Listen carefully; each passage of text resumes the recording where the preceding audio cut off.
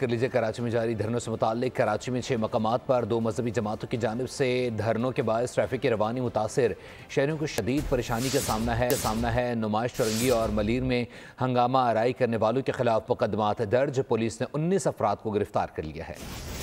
کراچی میں دھرنوں کے باعث شہری اذیت میں مبتلا، اہم شاہراہوں پر پہلے ایک مذہبی جماعت نے دھرنے دیے رکھے، پھر دوسری مذہبی جماعت نے بھی دھرنے دے ڈالے۔ ابوالحسن اصفہانی روڈ پر دھرنا، عباس ٹاؤن آنے جانے والی سڑکیں بند، گلستان جوہر کامران چورنگی اور نمائش چورنگی مکمل، اور واٹر پمپ سے انچولی جانے والا ایک ٹریک بند ہے۔ گلبائی سے پراچا چوک شیرشاہ، اورنگی ٹاؤن 4:45 سے بنارس جانے والا ایک ٹریک بند ہے۔ دوسری جانب ہنگامہ آرائی کرنے والے 19 افراد گرفتار کر لیے گئے، 3 نامزد سمیت 150 افراد کے خلاف مقدمات درج۔ انسداد دہشت گردی ایکٹ کے تحت مقدمات سولجر بازار، سچل اور سعود آباد تھانے میں درج کیے گئے۔ پولیس کے مطابق شرپسندوں نے فائرنگ کر کے کانسٹیبل زیغم اور ایاز گل کو زخمی کیا، پولیس موبائل کو نقصان پہنچایا اور 3 موٹر سائیکلیں جلائیں۔